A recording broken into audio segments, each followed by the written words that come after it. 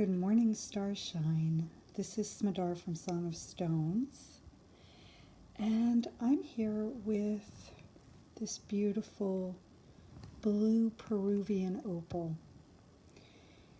And it's a water stone. Opal is a water stone. We've been having quite a few water stones showing up for us lately, so I imagine that the energy of water is needed at the moment. So what's so amazing about this particular stone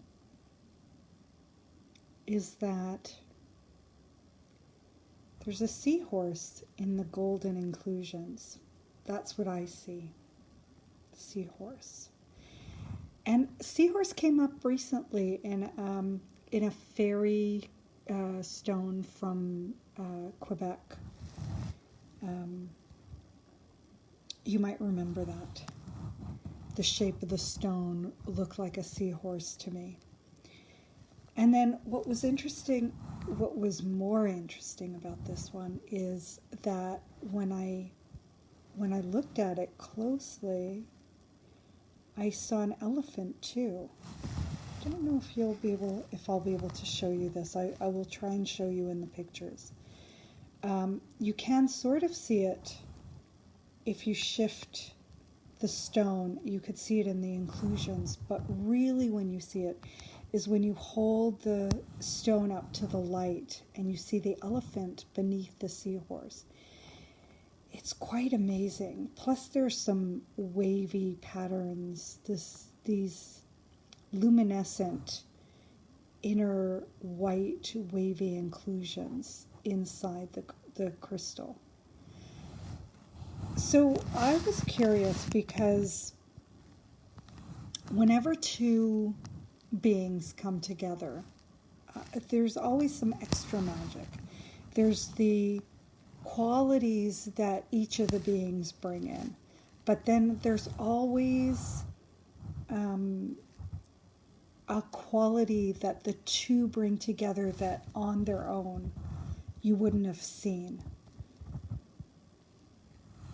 So I did a little Google search, elephant and the seahorse, and the first thing I came up with was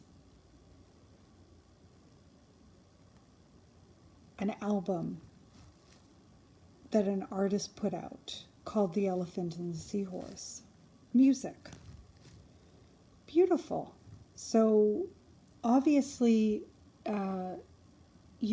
that combination, the elephant and the seahorse, has some sort of meaning to someone, to the extent that they created a whole album.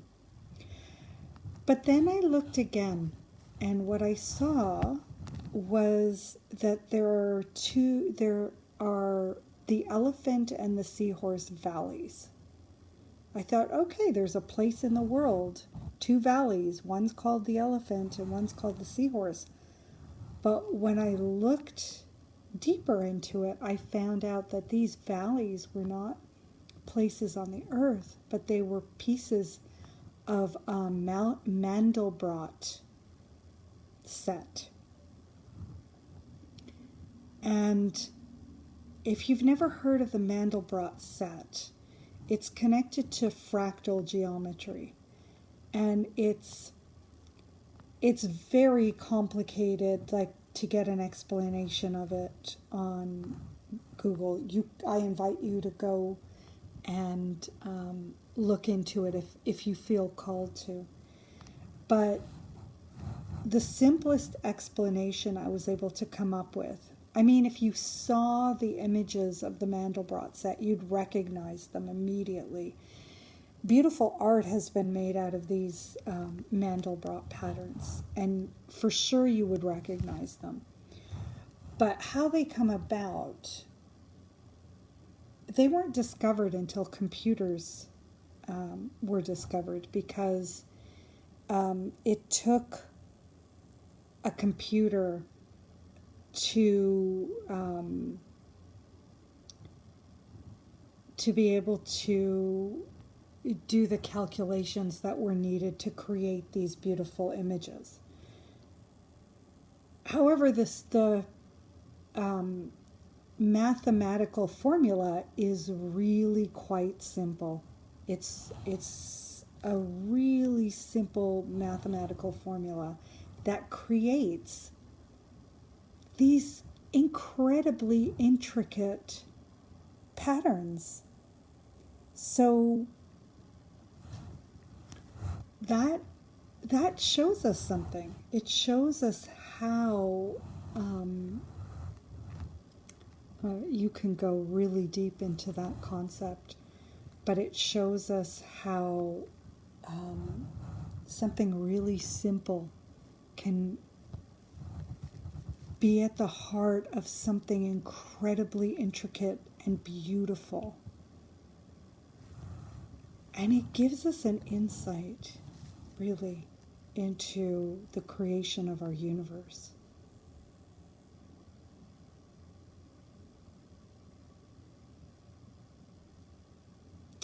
If you're fascinated by fractals and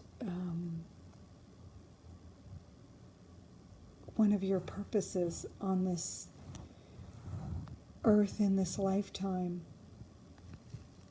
is to play with numbers and patterns and unravel mysteries and delve deep into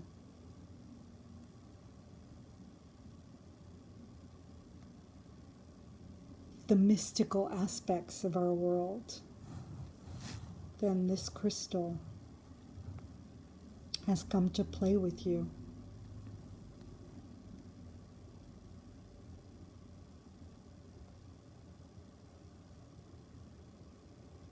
The elephant and the seahorse. How amazing that what just really listening and really seeing something. This is really quite an ordinary stone in a sense. It's not, obviously, but what happens when we really look at what's there? This could have easily been overlooked. I could have easily overlooked this. And it's been sitting by my computer, and I've been meaning to share it with you. But it wasn't until this one moment where it started singing, and then I was shown this beautiful connection that I delved into and I felt into, and then this discovery, it's just so beautiful. It's a reflection of what I discovered, how something so simple can lead to so many different things and such intricate beauty. So I invite you to be open, to listen, to see, to really see, to take a moment, to get into stillness and presence and really see what's right there. That's my invitation to you.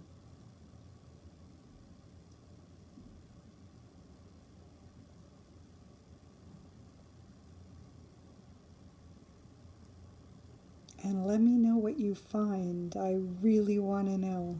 Let me know what happens. Sending you so much love and many, many blessings. Sweet one. Have a magical, magical day.